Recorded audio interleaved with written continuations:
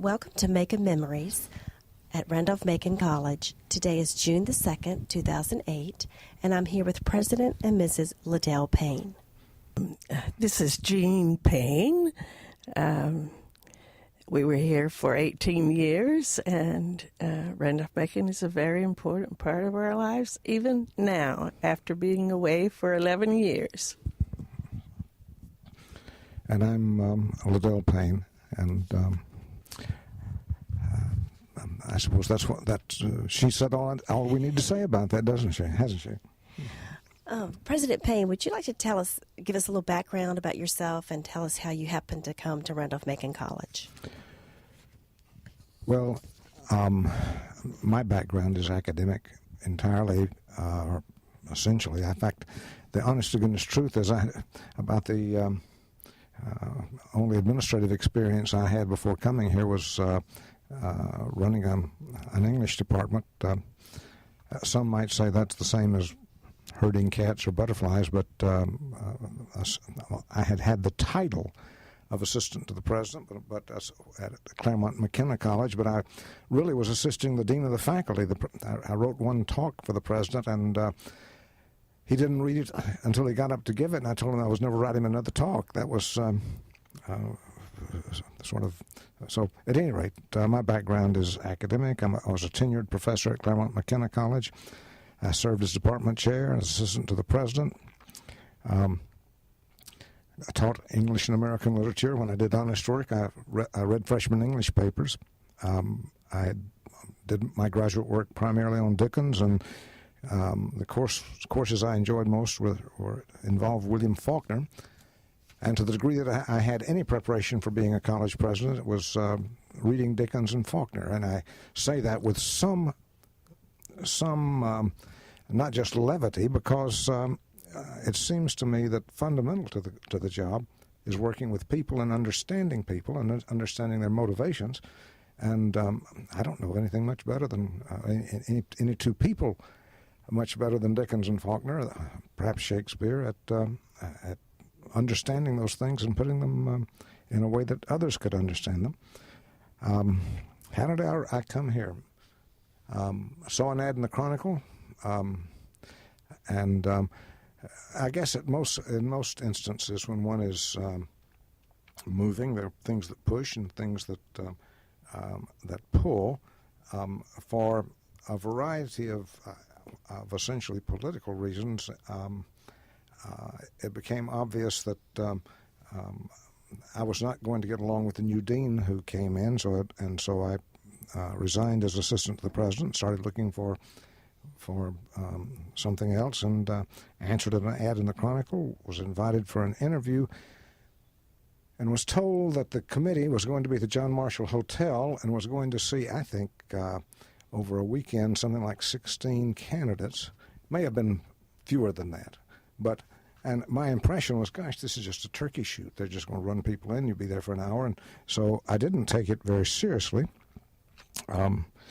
Jean took it more seriously than I did. That is, she looked over the names of the people on the committee and said, now, this person is doing that and this person's doing this.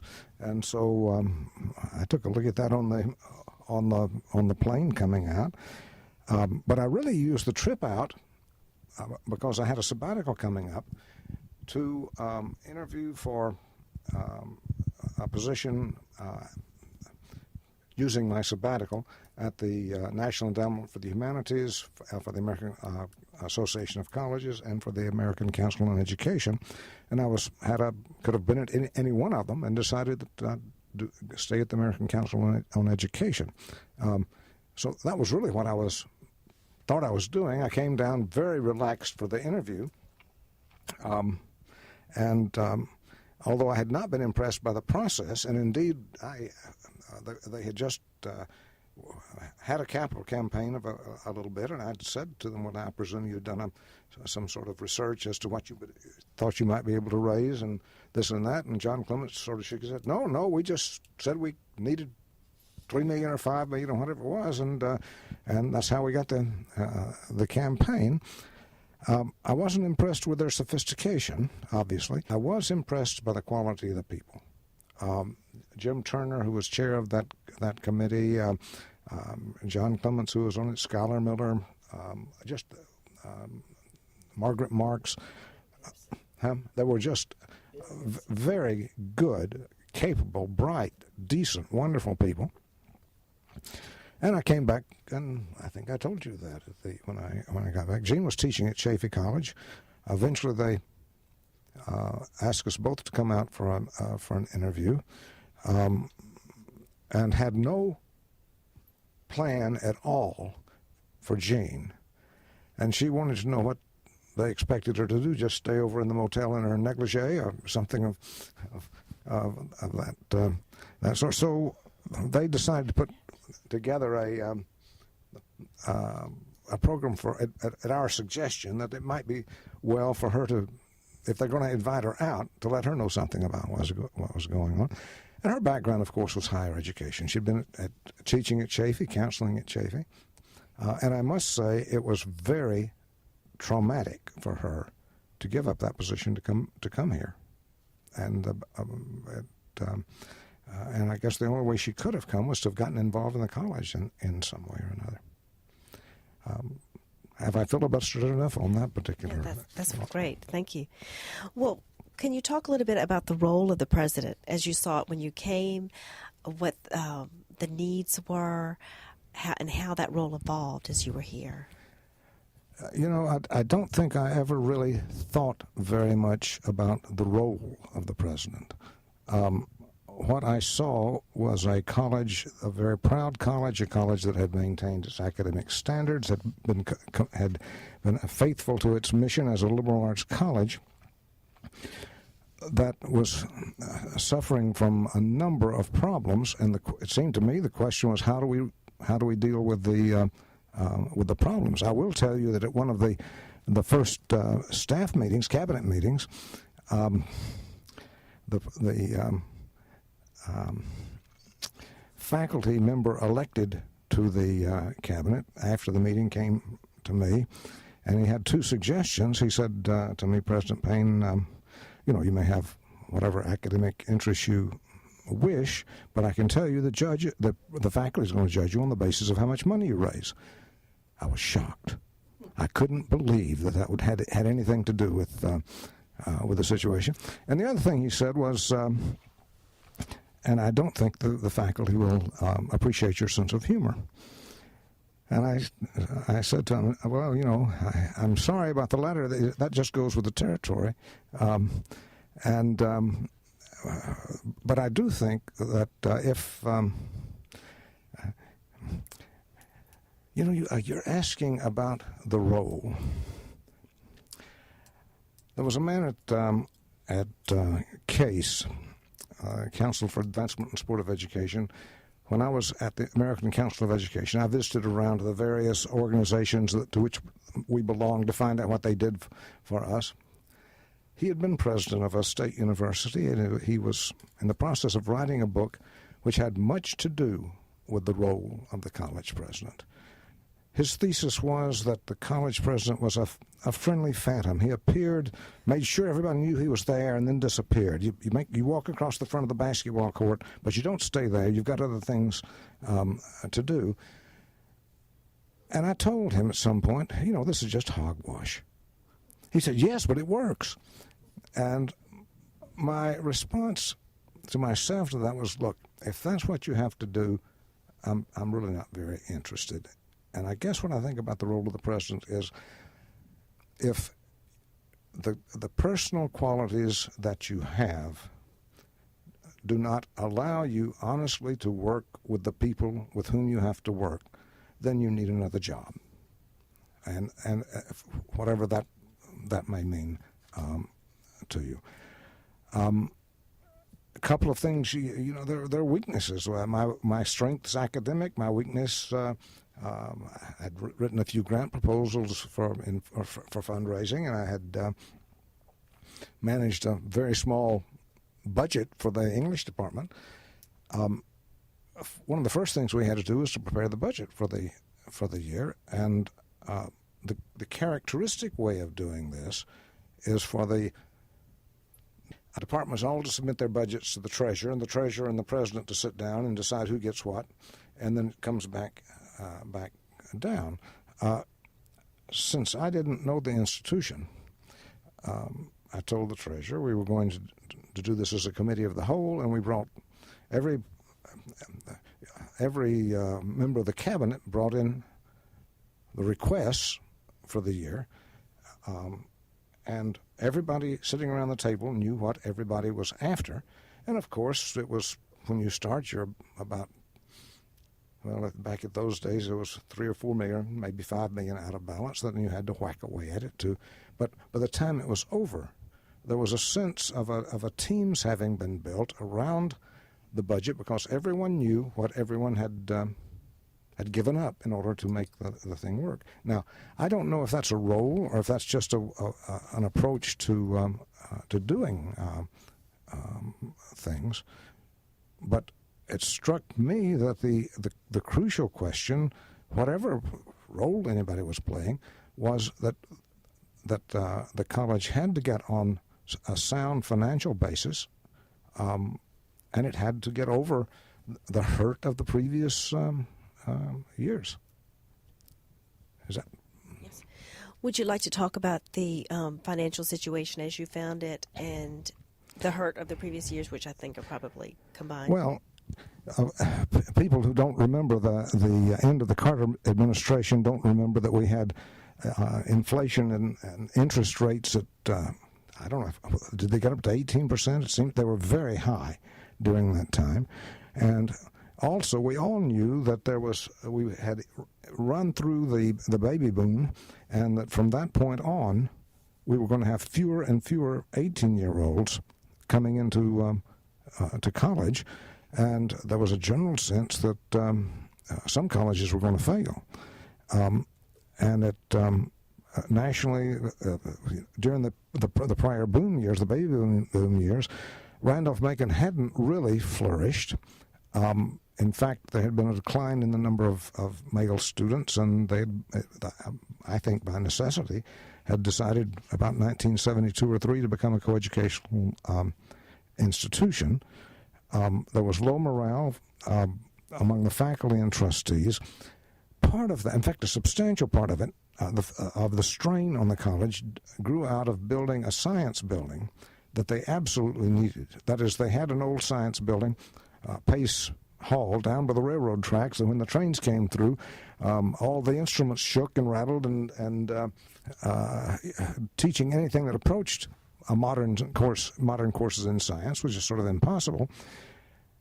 And so, as I understand it, the board knew they had to have a science building, had the faculty make preparations for it, and then decided that they would build it, and then they'd have a capital campaign. If they raised $100,000 toward the building, I don't know it. They built it. They overbuilt it in many respects, based on what they needed then. They borrowed half of the money from, and this is a $4 million building, I believe. May have been 2, but you'll have to look that up. I just don't. But they borrowed half of it from and this would be 73, I guess, from the federal government at about 4 or 4.5% interest, and the other half of it they borrowed from what became Crestar Bank, and I don't even know what it is now, to at prime plus 1%, with interest turning over due every 90 days. And as you can imagine, when those every 90 days, the interest payments coming due, as inflation did what it did in the 70s, they were absolutely strapped. They couldn't pay the faculty. I think one year they offered a 1% raise. That there was an attempt.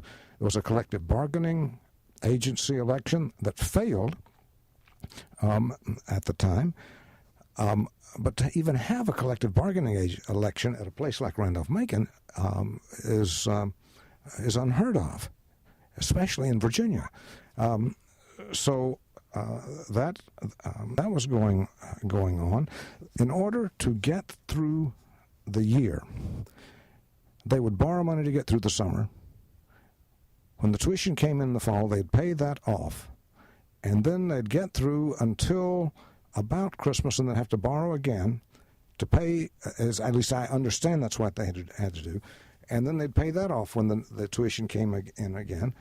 And and then they were having deficits despite this, that they were borrowing from the endowment to take care of. The endowment, I think, was something in the plus or minus $8 million, maybe $8.5 million, and there were $2 million of it that had been borrowed to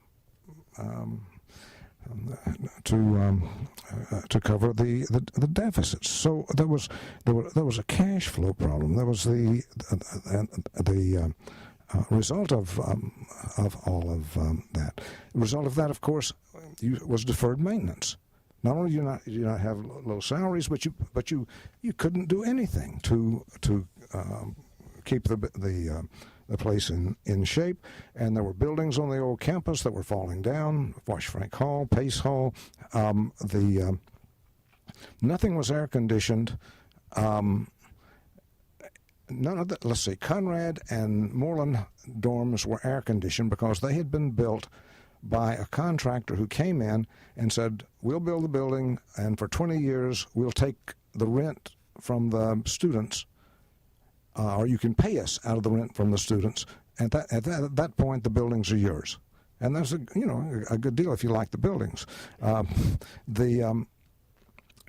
So you had the faculty sweltering in Fox and Haley, in particular. The science building was air conditioned. There was a kind of air conditioning in Peel Hall. It was sort of like a window unit, a little, but not much better. And none of when it rained, the Henry Street became what was known over the years as either Moreland's Moat, Lake Luther, or Payne's Pond. I have looked out and seen kids swimming in the gutter there with trucks, or cars coming down in the middle. You'd see a head bob up out there. There was no curbing or sidewalking from Henry to the railroad. People drove across the historic campus to get to the dormitories because there were no driveways in to serve Moreland, Conrad, and Mary Branch. There was the historic campus gives the notion of a wetlands some definition because when there was no drainage there. So the college sold everything it could. Any spare piece of property that it could sell, it sold for the cash. We used to own all of Mullen Drive, for example, but they sold it all off and for that purpose. The college was put on probation by the Southern Association because of its financial situation. It was still on probation when we got here. There were,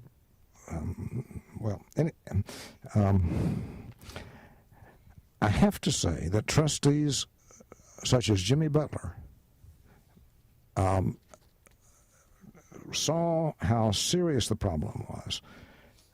In fact, my understanding is that the Bishop Goodson, who was on the board, knew Jimmy was a well-to-do layman, got him interested, and he came in, became chair of the board, and helped turn this around. Hunter Jones, a wonderful man, an accountant of great probity. I've never, I would trust him with anything I even thought about ever owning.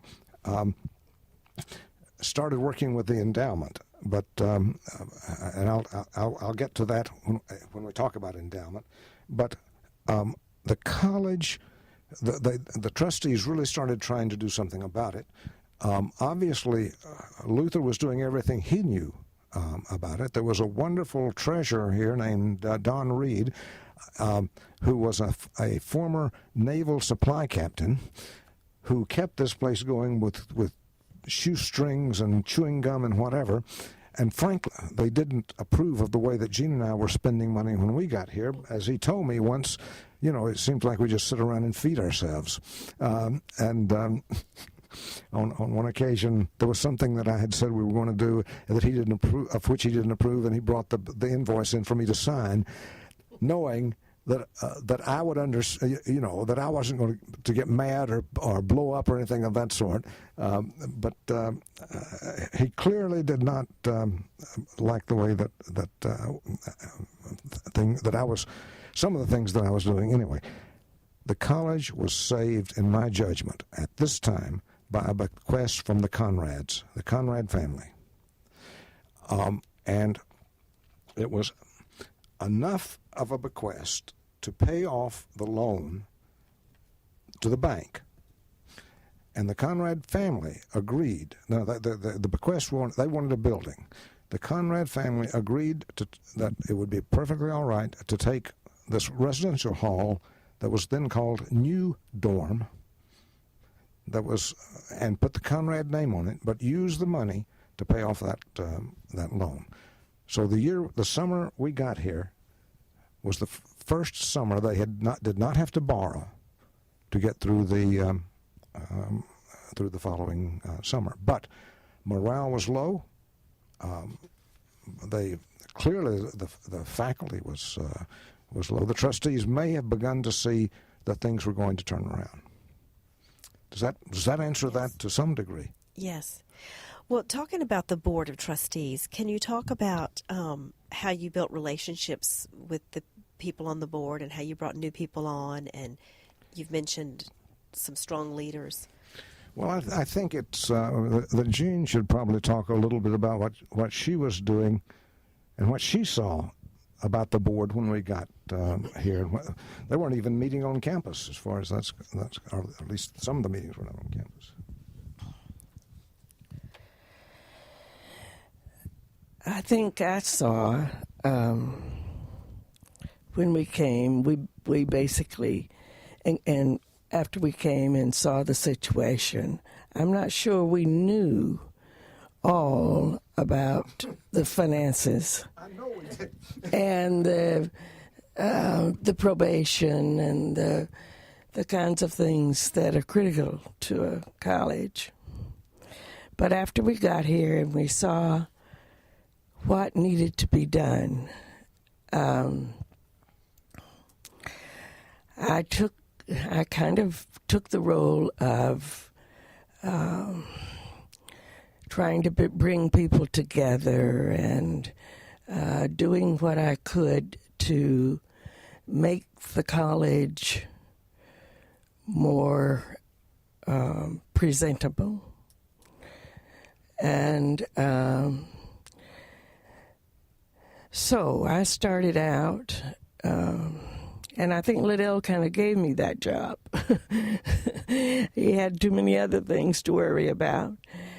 So I began, I guess the board was meeting in Richmond at the Commonwealth Club, or on the weekends. They brought, let's see, the spouses came with them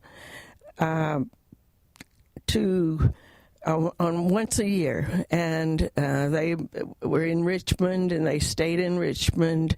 Well, on Saturday, the trustees, well, I guess on Friday, they came out for committee meetings, and then on Saturday, they had the board meeting, and on Friday night, they had a dinner in Richmond. So once a year, the spouses came and participated in this. They dressed up. They wore long dresses, and it was almost like a prom without the dancing. But it was a very kind of formal arrangement.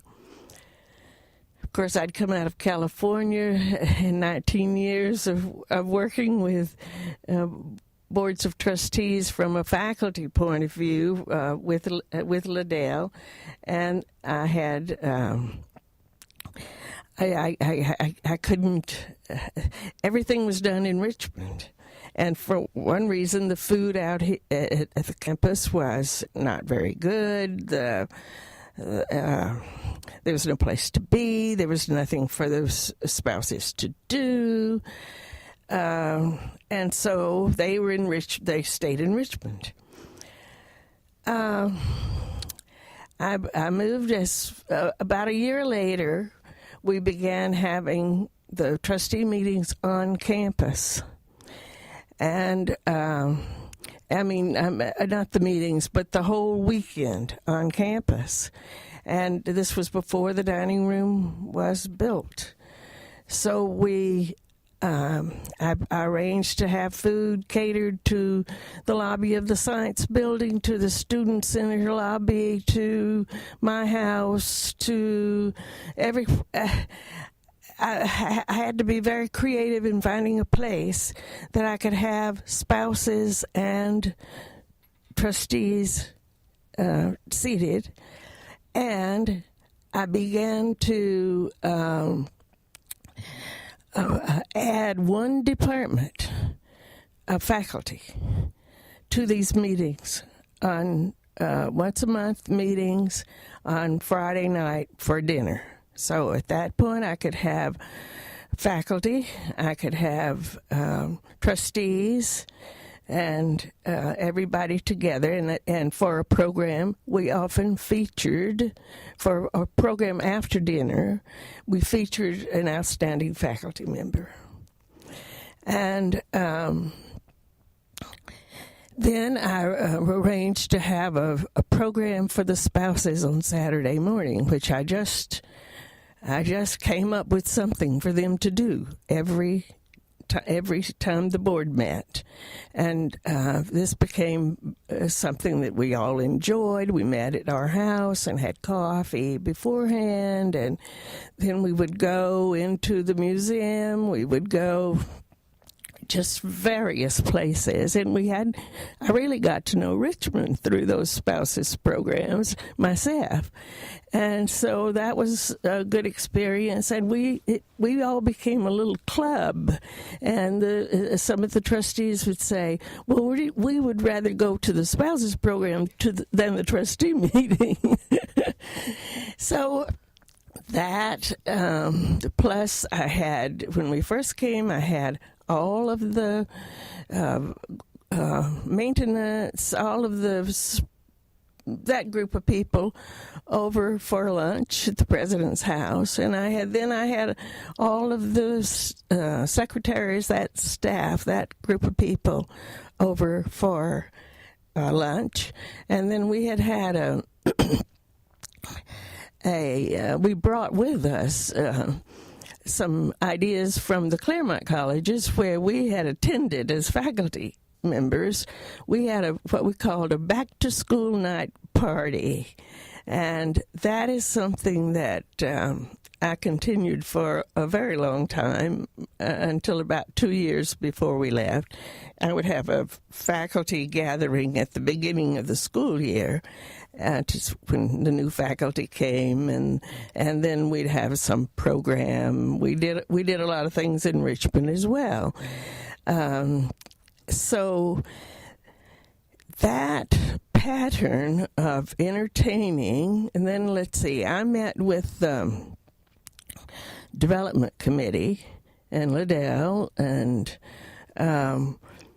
we would decide who the people were that we needed to have at the president's house, and we would set those dinners up, and then I'd work with the food service people. That was a real challenge when we first came. The food was just unacceptable, and for a college guest. We all knew the situation. We knew what was coming, but it was really difficult, and I understood why the trustees had their dinner meetings in Richmond. So we worked with several groups of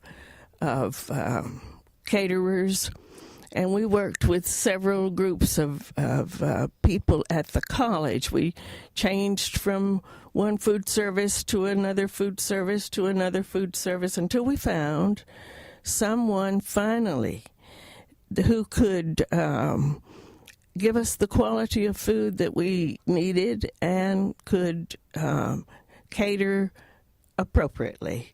And once we got the new dining hall, that just opened up a new world for me, and got a lot of my time freed up because I had a place every time, and we didn't have to move tables and chairs and all of that for catering a meal. So those are some of the things that I remember. I remember the first year having no budget. So I went out by the side of the road and cut black-eyed Susans and various kinds of blooming flowers, Queen Anne's lace, and all of those beautiful flowers, and made my arrangements myself for all of this. At the first student, this was out of Ira Andrews' office. I can't remember what the group was, but they were serving Kool-Aid in my backyard. They were serving Kool-Aid to parents who brought in their students. That's right. So I worked really hard with all of that, and we turned it around over the years. So.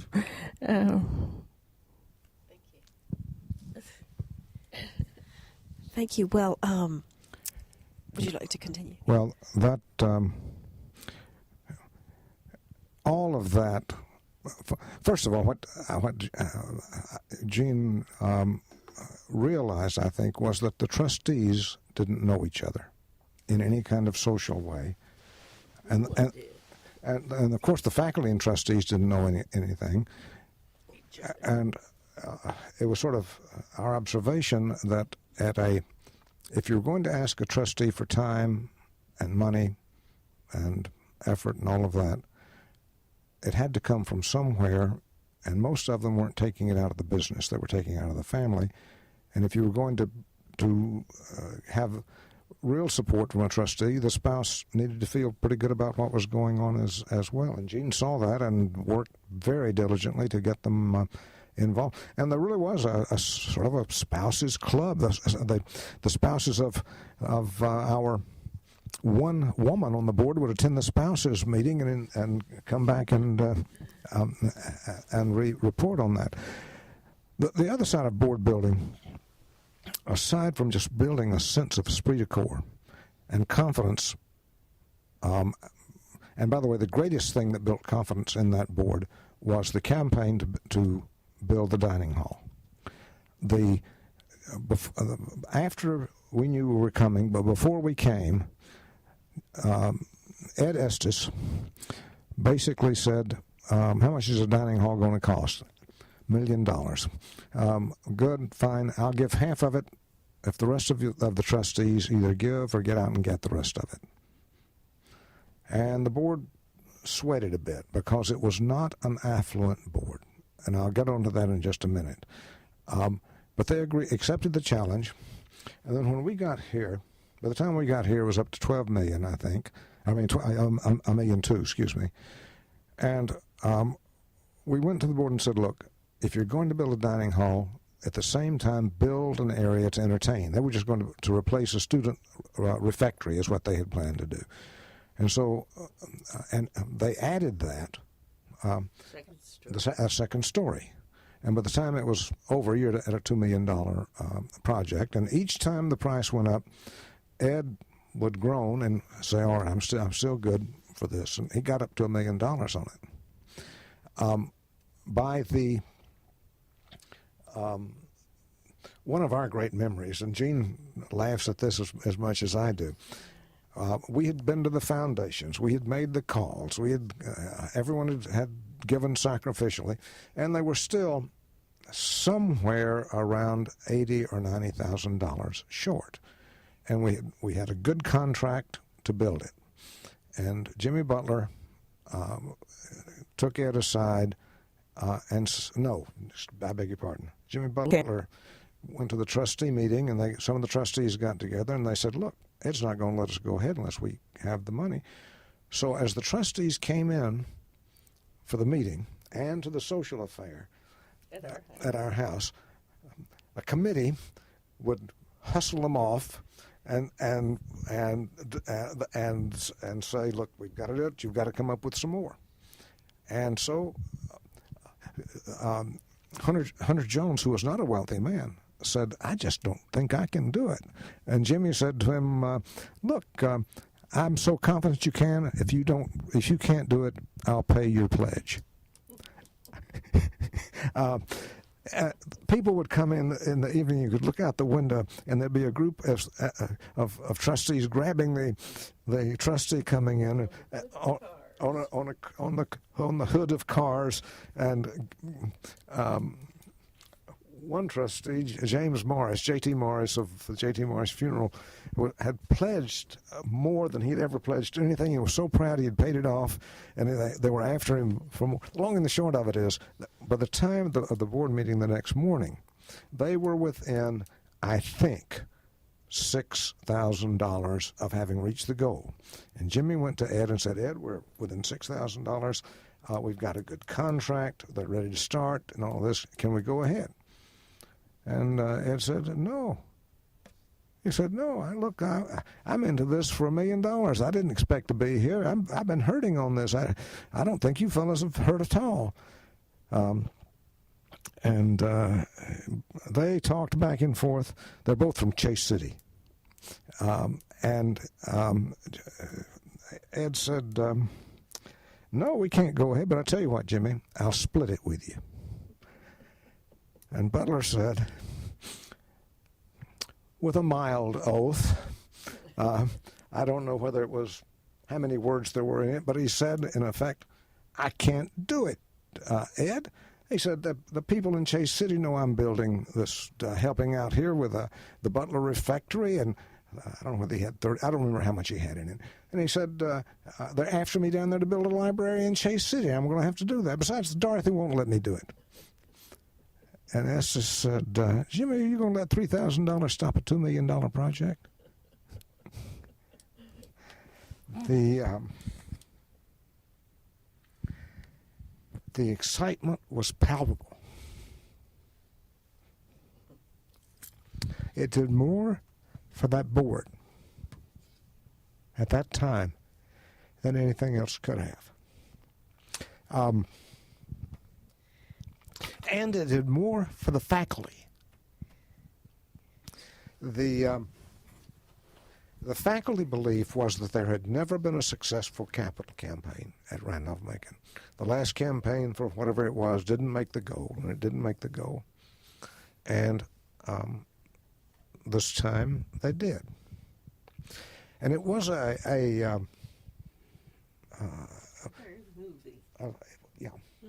it was sort of a combination revival meeting, fraternity gathering. I don't know, but it was. Now, let me talk about the board a little bit. As you can tell from all of this, I admired those men and women very much. But they were, if you think back over the history of the college, this is 1980.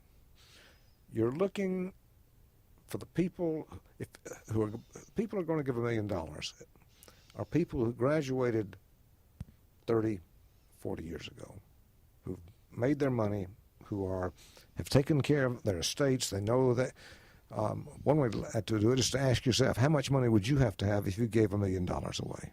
It wouldn't be just $1,001. The college through the 30s and World War II was a very small place. And overwhelmingly, the men graduates went into the ministry or into education. Now, there were some who went into business and other things, but the college did not have among its alumni the kind of base that it has right now. Macon Brock did not exist at that time. The men on the board, most of them were alumni of the college. the largest chunk of them were Methodist ministers. We had some ministers who gave great spiritual nourishment to the college. We had a bishop, we had a retired ambassador, and a retired senator who gave tone to the board. We had a number of middle-level and upper-level managers, not men of independent wealth. Margaret Marks was a retired school teacher. John Werner was a middle-level banker. John Clements had a little country bank. We had a doctor. We had lawyers. There were 3 men of wealth on the board.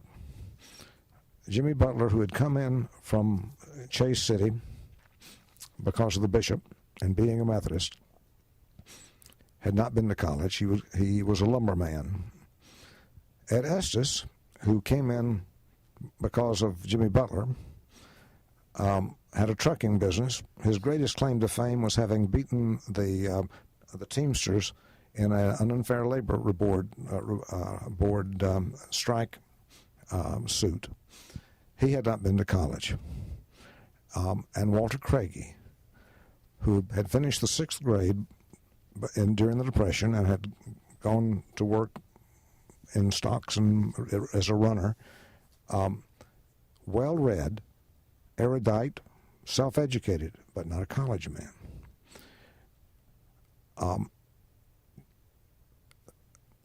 Jimmy and Ed, I've told you a bit about how they worked. Walter Craigie was the only man on that board, only person on that board, who could go into an office in Richmond and ask for a gift with some dignity and credibility, because he had paid his dues throughout throughout the community, so really it was Walter who took me to the various companies when we were raising the funds for the dining hall. Jimmy took me to a place where someone from Chase City had a business. I don't think Ed Estes went anywhere. And so it was obvious that somehow we had, without offending the people who were there, to do something about building the board. Craigie understood, and I'm sure others did as well. And he was extremely helpful in bringing on Larry Blanchard, who was a Duke graduate, had been president of the senior class of the student body, was an attorney who had worked in a major firm, but had moved when he had been involved in Ethel Corporation. Used to be owned by DuPont and General Motors. There was a monopoly kind of antitrust suit. They were forced to divest, and so they put the thing up for sale. A paper company in Richmond, Albemarle Paper Company, owned by Gottwald's, decided that they would try to buy it. This is sort of like Jonah swallowing the whale, and Blanchard and the man who became a member of the Supreme Court, Mr. Justice something. Lewis Powell, were in the law firm, and they were the lead attorneys. And eventually, they worked it out, and Blanchard then was hired away from the law firm by Ethel and became senior vice president. And very bright man, very profane man. One of the ministers told me once, "You know, I've always hated profanity, but I just enjoy hearing Larry cuss." He was sort of innocently profane. If you can imagine Huck Finn or Tom Sawyer cursing, you've got something about Blanchard.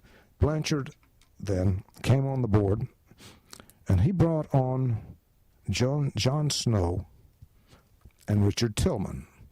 Snow moving upward at CSX, Tillman moving upward at Crestar. and eventually each of those men became the chief executive officer. Snow wasn't worth very much. Tillman became chair of the finance committee. Okay, when you start getting people of this stature in the community, then the people began to take you a bit more seriously within the community.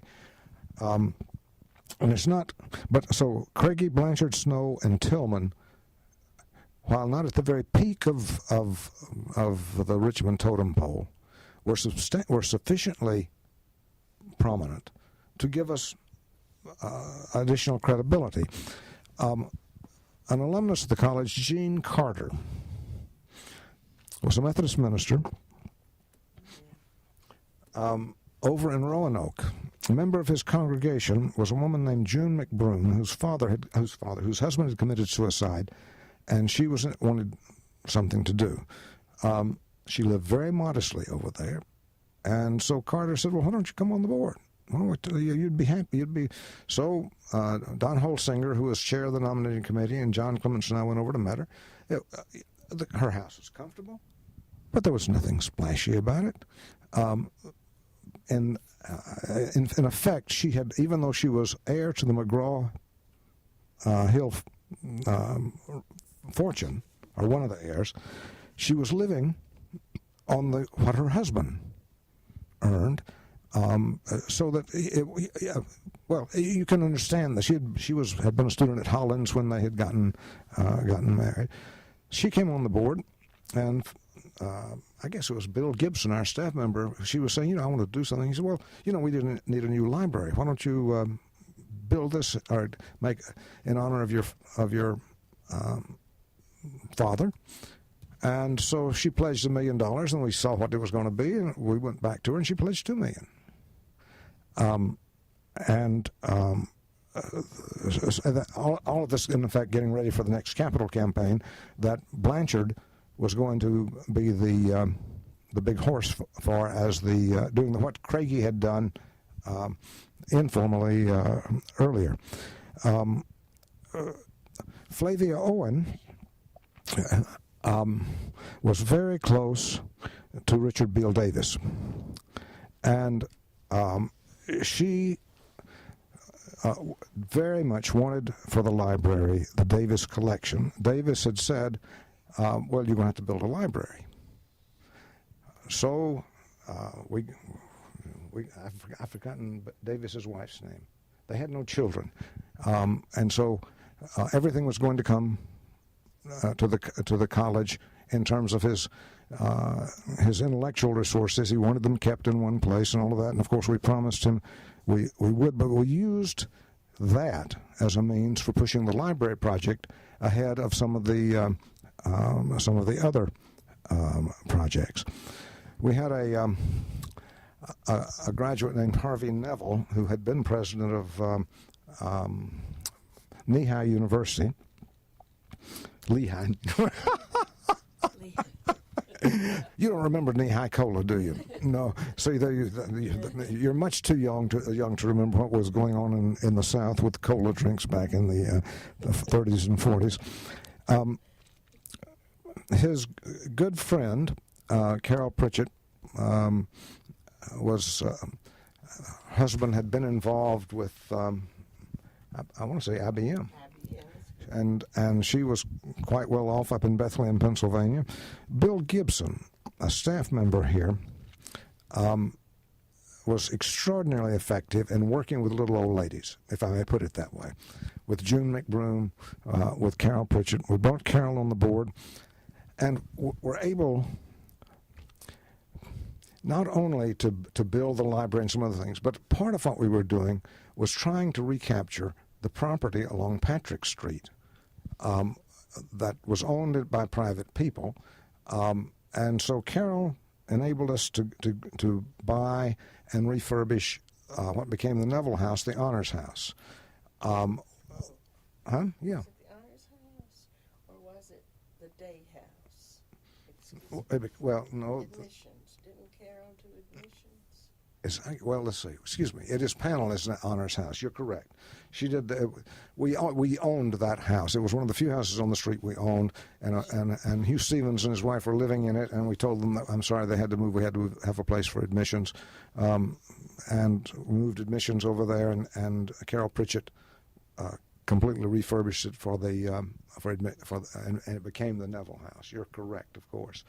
But we were able to buy what became the panel house and redo that for the honors program.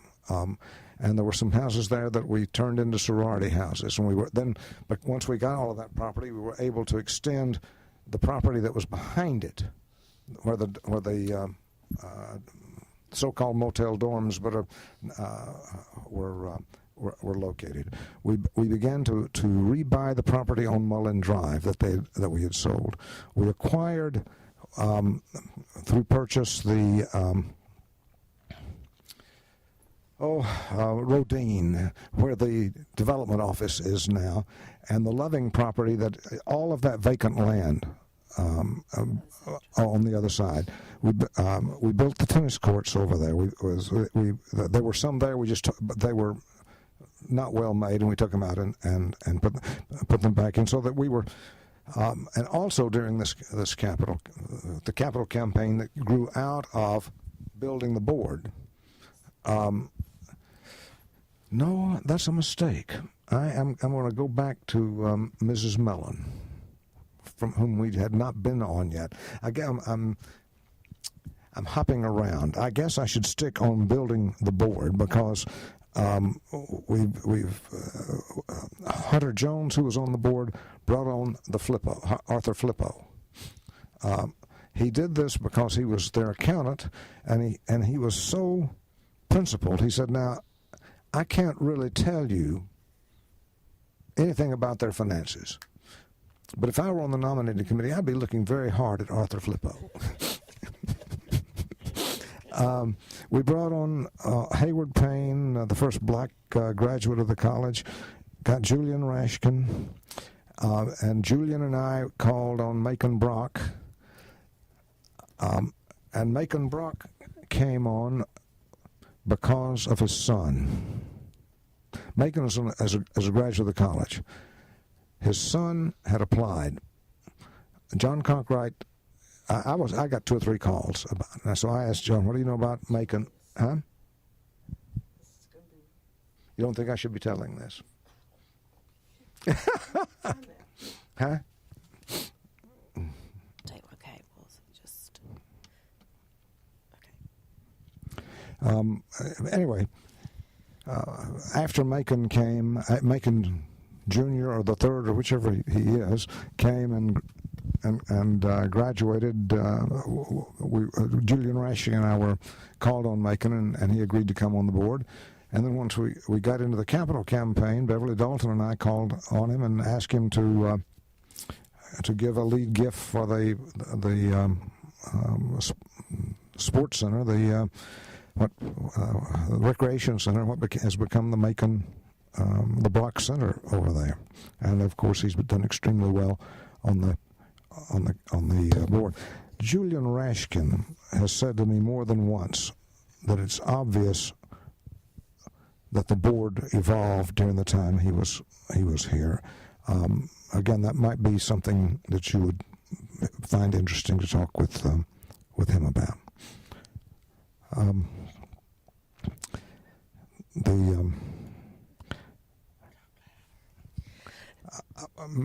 I should talk a little bit, I think, about the restoration of the historic campus. And the college had known since the beginning of time that Jordan Wheat Lambert graduated from the college. He was a chemistry major, went off to St. Louis, began working with a physician, and they developed something called Listerine. And he established something called the Lambert Pharmaceutical Company. And my understanding is that he was a KA and he paid for the KA house. I think that's so. I don't know that. His son invented halitosis and sold a lot of Listerine to cure it. He had, I think, 3 granddaughters. One of them married extremely well. She married Paul Mellon. And what we learned, well, we had the college, before I got here, had been trying to get to the Mellons, and there was an attorney who was sort of a gatekeeper that no one could get past. During the sesquicentennial, there was a sesquicentennial committee. Flavia, I think, may have chaired it. I'm not sure. But certainly she was on it. And the committee put together a list of people to be honored with honorary degrees during this period of time. And I think we were giving about 5 of them away a year. They came in with Mrs. Paul Mellon's name. And Bill Gibson was liaison on that committee to the board. And I said, Bill, these are sophisticated people. They will see this as simply a ploy to get at their wealth. And he said, but look, she is an accomplished landscape architect. There is a connection with the college. And besides, suppose they turn us down. They're not going to take out an ad in the Wall Street Journal announcing they've turned down an honorary degree from Randolph-Macon. So I wrote her a letter. I think this was in February. And I didn't hear, and I didn't hear, and I didn't hear. And I figured she's just ignoring it. And then out of the blue, I had a little handwritten note from her saying that they'd been in one of the islands in the Caribbean. I want to say Captiva. That's not quite right. Anyway, and the mail hadn't gotten to her. And I had explained, of course, the connection. She said, I don't care why you want to give it to me. I'm delighted to accept. So now we were at this point holding commencement in the gymnasium, unair conditioned. We had no other place to do it. We hadn't restored the old campus, so we couldn't do it there. So she came, and first said that they'd like to bring a daughter who was a vegetarian, but she would eat fish. First of all, we invited her to dinner. Well, what about the other honorary degree recipients? Are they going to be having dinner? I think she was the only one that year. And I don't remember. I just know that we finessed it so that she was there, Flavia was there, I think Bill Gibson was there. Our commencement speaker was the author Tom Wolfe, who had gone to Yale, and of course Mr. Mellon had gone to Yale, and Charles what? Charles, a member of one of their foundations who was running not the Carnegie, one of the libraries in New York, who lived across the street, museum, yeah. Charles Rice Camp. Charles Rice Camp. How is that, Gene? Don't you think that's impressive to come? Charles Rice Camp had been Tom Wolfe's roommate at Yale. I mean, this just fortuity. So we had a fine evening there. Mr. Mellon took me aside and said, you do not know how much good you are doing. And Bill Gibson found out from Mrs. Mellon's assistant that Mrs. Mellon had been the ugly duckling of the family, that her father had preferred the other 2 girls. She had gone to a finishing school, but he had never... That she did have a connection to Randolph-Macon because when the family would go by train to Florida for the winter, they would pass through the campus, and he'd say that's where grandfather went to college. So shortly thereafter, I had a call from the attorney who said, with our permission, the Mellons would like to send an engineer down to look at this building we had been talking about. We hadn't talked about a building.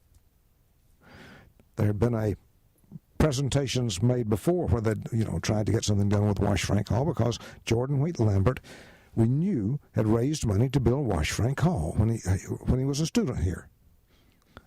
And so the engineer came out, looked at it, and said, yeah, this is salvageable. We can do something with this. And subsequently, I got a call from this attorney saying the Mellons would like for us to apply to the foundation named for her father, into which they were putting money from other sources, for a grant to make the Wash Frank Hall a turnkey job. And I said, well, there are turnkey jobs and turnkey jobs. He said, I think you should ask for everything you need to make this building do what you want it to do. So we looked at that, and we looked at the water out on the campus. We knew Mrs. Mellon wouldn't want all that water standing there, so we put in a request for draining the swamp, we knew she wouldn't want the parking lot that was right next to that building, so we put in to pave and gutter both sides of the street, get the parking lot out. We asked for $2 million. And the report came back that they would be delighted to do the building if we would do the drainage and the rest. We would never have gotten it done had they not done that.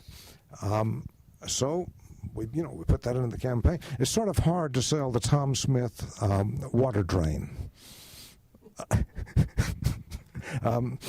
So at any rate, what that did, of course, was to allow us to restore that campus to use, and we started doing our commencements out there. And we had a gift from Porter Hardy, whose son had gone to school here. He had gone to school here, and his son had recently been killed in an automobile accident when he had tried to rescue a dog that had run out in the middle of the street. And they wanted something there. So the flag, that business came out there. Have I talked enough about development and about things of that sort? How things happen? Really, some of them just you work away at things. Sometimes you're working, as we did in the last campaign we were involved with, toward 2 or 3 people could make a big difference, and all 3 of them don't come through, and then you find somebody else who does. It's yeah. Yes, Gene. I can't remember the name of the woman who helped us with the old chapel. What was her name? I'm sorry, I don't remember what you're talking about, hon. The old chapel. I know the old chapel. I remember that, but well, anyway. Well, thank you for just describing your work with the board. Would you like to talk a bit about, as president, your work with the faculty and being, I guess your work with the board started to improve the morale? The work of the board started to improve the morale. One of the wonderful things that happened was that Craigie and Rashkin and to some degree Bassett established endowments. The Bassett Endowment helping with the internship program, the Craigie and Rashkin endowments supporting faculty development. So we began to get some help there. The second year, we were able to give substantial raises to the faculty, primarily because we had more students than we thought we were going to have. But that didn't make. But the faculty began to become believers. My work, they knew that I was a fellow comrade in arms, and that I was a faculty member. I taught the first 2 years I was here. I taught during the January term, taught a course in Faulkner.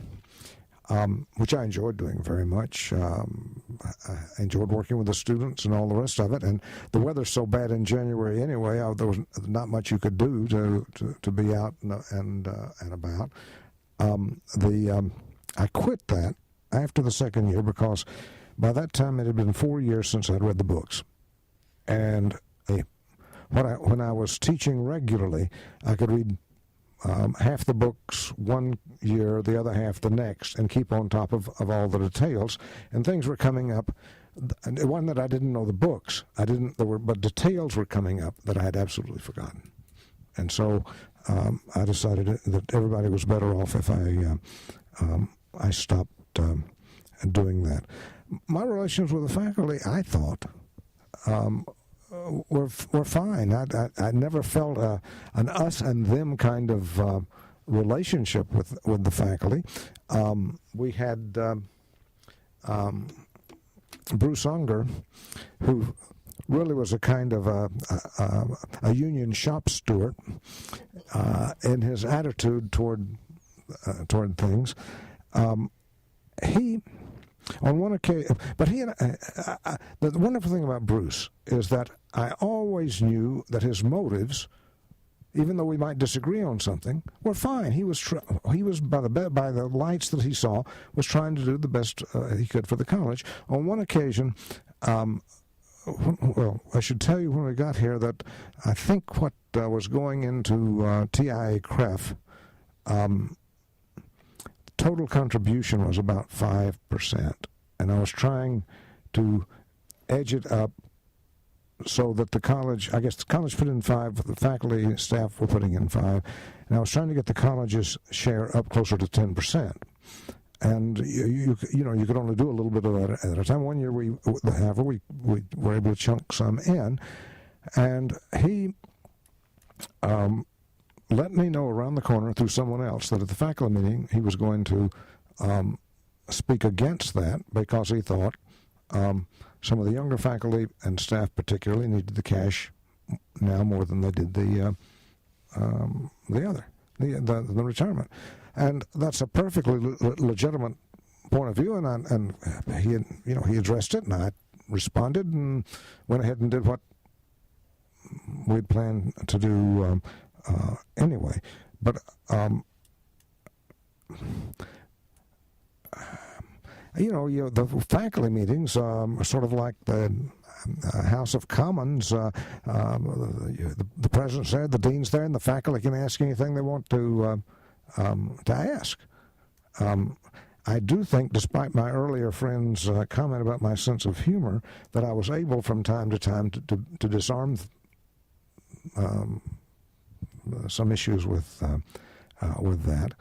But I don't know what else to say about that. That's very good. I suppose what I would say to you is when you're interviewing faculty, see what they think about the way things worked.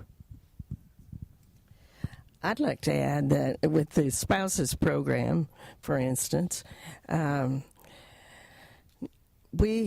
always made sure that at one of the meetings, I guess we had 4 board meetings a year, and at one of them, we met with a faculty member and he discussed his projects or whatever you wanted to discuss. But Bruce Unger was a real star in that program, and Kelly Lambert brought her students, and they talked about working with her, and that was an exciting time. And the spouses, I would take them to the library when it was being enlarged, and we saw all the projects. I made sure they knew what was going on this campus, and involving the faculty, let them see that we were trying to do that as well. Just a couple of things. I don't want to forget endowment, but I would also say that by the time we left here in the second campaign, we had been able to build a permanent football bleachers, I guess you would say, and the Hugh Stevens football field. Baseball area. They had raised the money and substantially built the Brock Center, and the Pace Armstead had built the Birdsong, Flippo, Clements, and I've lost the name of that fourth. Star. No. It's one of the. It's not the motels, but it's the townhouse, the town Cochrane. Yeah, the Cochrane dorms. Endowment. Endowment was low. Part of the reason it was low because of the very provincial way it was managed. Don Reed told me that back in time past, and I think it may have been even while he was here. In fact, I know it was while he was here. Any buying and selling of stock for the endowment had to be approved by the Finance Committee. It was managed by a trust officer at one of the banks. He says he can remember going to a meeting, and they only met once a quarter. So if anything happened in the market, nothing could happen till they met. Going once to a meeting where the trust officer had proposed a dozen things to do, and the committee turned down every one of them. Nothing was happening with the endowment. Hunter Jones comes on the board, sharp accountant, and he says, all right, the Finance Committee is not going to be responsible for buying and selling. We're going to divide or he got the trustees to agree to this. We'll divide the endowment between two trust officers, and I will keep very meticulous track of how each one does and hold them responsible for doing whatever goal we set. And of course, they're both Richmond banks. Everybody in town knows they've got to beat the other bank. And so the endowment began to do better. Sometime during the 80s, after John Clements became chair, we had on our board Robert Atwell. Bob Atwell was the president of the American Council on Education. I had known Bob in California. He'd been president of one of the Claremont colleges, Pitzer College, and when I decided to work as an intern at the ACE, I worked with Bob, and we're friends, and so he agrees to come on our board of trustees. He was not the most effective trustee as far as the trustees were concerned, because he wasn't a good old boy.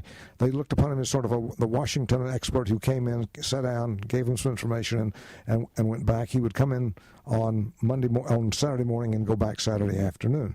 So he wasn't clubbable in that sense. But he said, Ladell, I've got there's an endowment study going on, and I've even forgotten the name of the outfit that was doing it, but I've put Randolph-Macon in to be part of it. The study was they took 10 colleges and universities that were doing what we were doing, just turning the money over to some sort of manager, some sort of trust officer or investment person, and 10 other institutions that were using outside managers to manage the managers. And I got John Clements to go up with me, and we went up and spent a Saturday.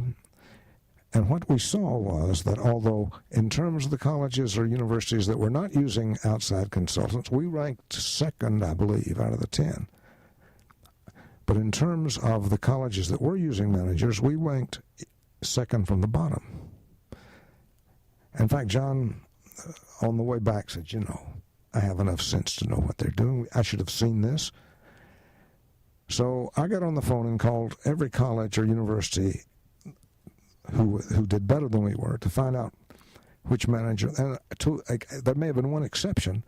They were all using Cambridge and Associates. So the trustees then, John sets up an investment. Up until this point, the Finance Committee had been the Budget Committee, the Building Committee, and the Investment Committee. And so what Johnny began to do, as we started building the library, he sets up a building committee. When we get into this investment business, he sets up an investment committee to spring that out, puts Hunter Jones in charge of it, and that investment committee attracted more good people who wanted to be involved. Walter Craigie, to whom we just gave an honorary degree, was chair of that, and that is why the endowment grew as much as it did prior to our leaving, and of course then since we left in '97, there was a great boom in the stock market. Now, that doesn't mean there haven't been gifts to the endowment, but far and away the majority of it's come out of work with the investment committee and Cambridge and Associates. And what they did would be to say, all right, you're looking for a manager who can,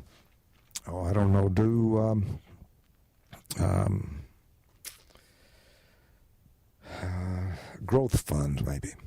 Now, these three, here are three people. Here's the track records on these people. These are the colleges that they're working for.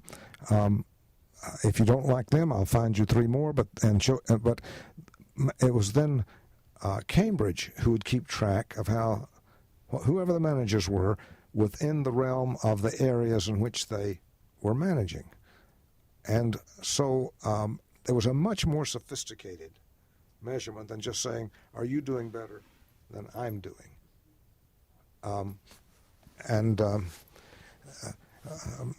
I will claim that the endowment was at $50 million when we left, but if 44 is what the records say, I don't know if I can get John Lottis to change that, but that's at least what I've always claimed.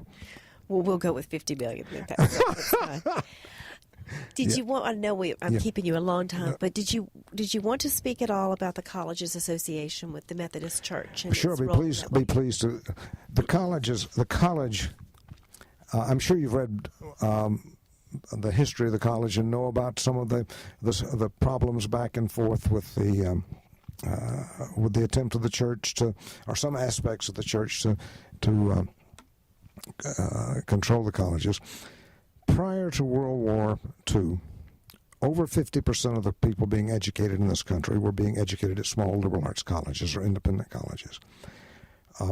The churches, even during the Depression, were the source of resources for a place like Randolph-Macon. And indeed, after World War II, there was a major push by the Methodist Church to support education, and out of that came, for this college, the church that we've given, Duncan Memorial Church, the Fox Hall and Haley Hall, I believe, and possibly even the library and Blackwell Auditorium. But essentially, the college after World War II moved across Patrick Street into this part of the campus, and it was done substantially with church funds.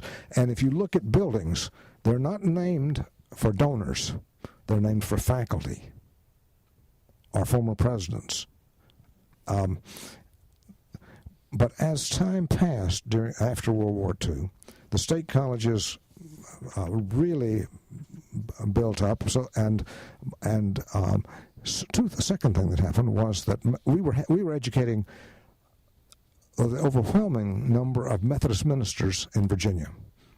So there was a loyalty within the clergy toward the college. By the time I came in '79, if we were educating 2 ministers a year, that was a great push.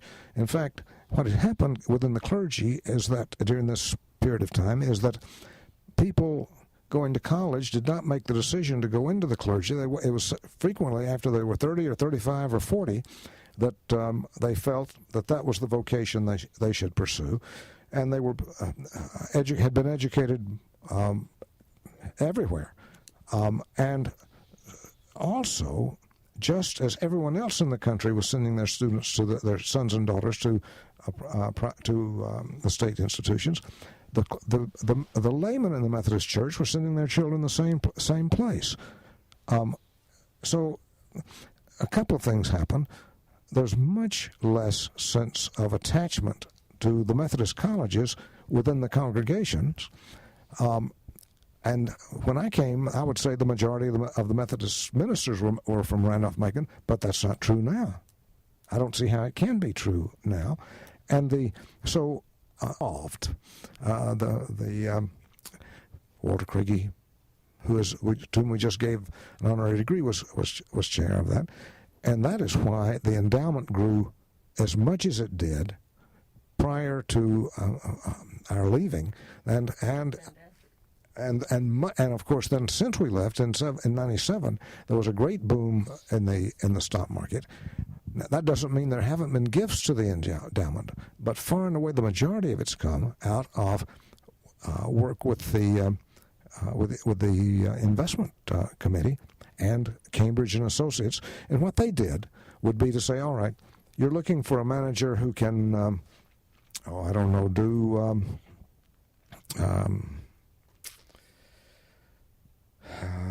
growth fund maybe. Now, these three, here are three people. Here's the track records on these people. These are the colleges that they're working for. If you don't like them, I'll find you three more. But it was then Cambridge who would keep track of how whoever the managers were within the realm of the areas in which they were managing, and so there was a much more sophisticated measurement than just saying, "Are you doing better than I'm doing?"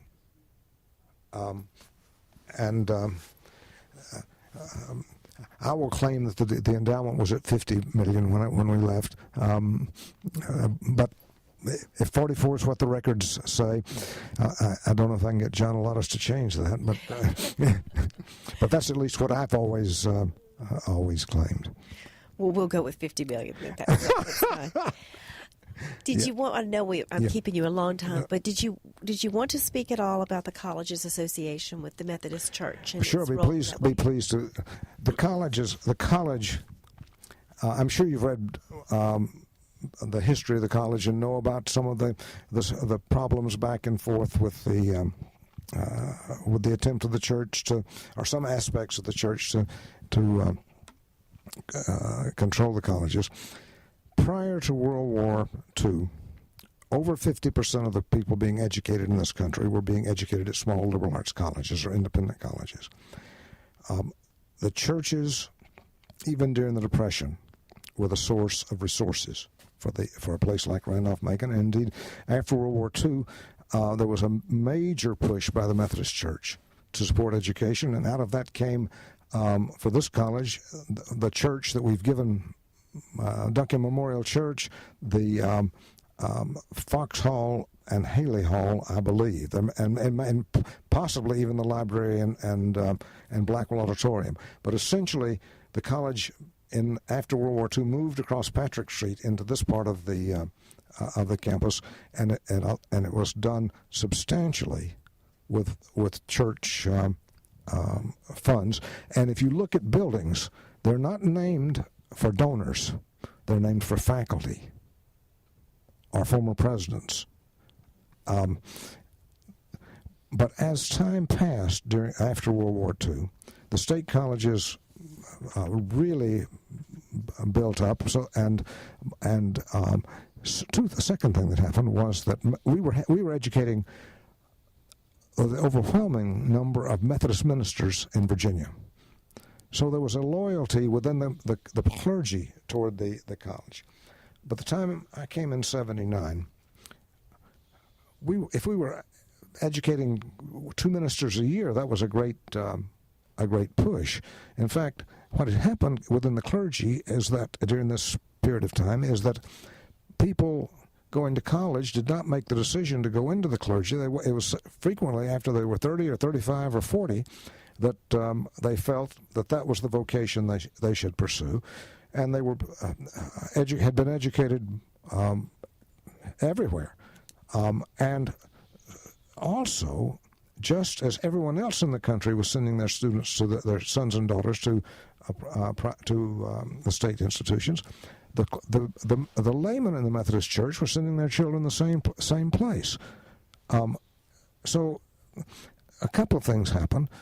There's much less sense of attachment to the Methodist colleges within the congregations. And when I came, I would say the majority of the Methodist ministers were from Randolph-Macon, but that's not true now. I don't see how it can be true now. And are voted on. In some cases, the vote is a legal vote, and the members of the conference don't know. There's nothing that says in the case of Ferrum we have a we are legally responsible for naming these people. In the case of the Randolph-Macons, this is just a courtesy on their part to us. At Virginia Wesleyan, it's a legal kind of thing. But nothing ever happens. No one's ever turned down or anything of that sort. It's pro forma. Just building the association, I guess. Maintaining this maintaining an association of some sort. But it is. I do not see anything in American higher education, in our culture, in anything that's going on, to suggest a reversal in this trend, because I don't see that the churches the mainline churches are not getting larger. They're not getting wealthier. They are not as evangelical as they once were. They are, to that degree, more secular. The colleges are certainly more secular. About the only thing that I would be called down about from time to time was drinking on the campus. Why didn't we ban alcohol? And that I tried to address as best I could by suggesting they ban it in the church. But anyway, have I filibustered enough? Yes, on that? That's wonderful. Well, I know I've kept you a very long time, but I'm very grateful for your patience and all of your reflections. I wanted to give you a chance to have a final word, any final thoughts about your time at Randolph-Macon, or just things that have come up as you've been reflecting today. Gene?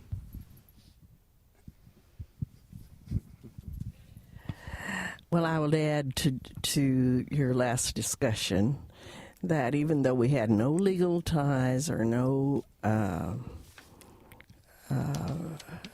that we are associated with the Methodist Church. Out of the Methodist churches, we had June McBroom, we had Mrs. Copley. Mrs. Copley, no. Oh, I thought that was so.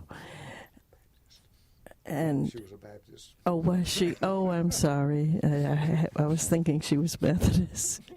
But we did have people who came to us as a result of the minister in Methodist churches from time to time.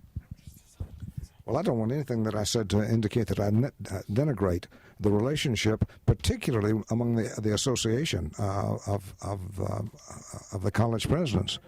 No, that was, in fact, I came to admire the Methodist. The Methodist Church is responsible for more independent colleges in this country than any other denomination except the Roman Catholics.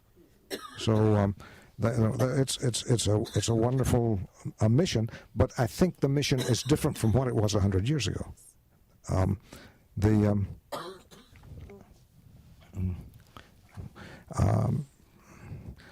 I've very much enjoyed my time here, and before it was over, I think the trustees appreciated Jean's services sufficiently to when Bill Gibson left to go to Yale to do development work there, to give her Bill's a job as director of college relations, where she had at least an office and a part of a secretary to work with to help her with some of this. I enjoyed working with the trustees. I enjoyed working with the faculty. I enjoyed working with the students. I don't. Maybe. That's enough, I guess. Unless you can think of something that I haven't talked about. No, it's just wonderful to have you back on campus, and I'm so pleased to meet you.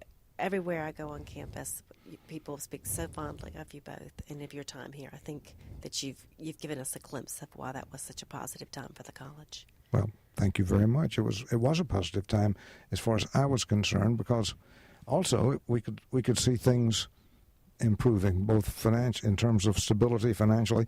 The one thing that started off that we were very concerned about was knowing the demographics and the decline of 18-year-olds, and we worked very hard at that. John Conkright worked very hard at that. What we did not anticipate was the growth in women. The women saved the higher education, if I may say so. You may. Thank you so much for your time on Making Memories.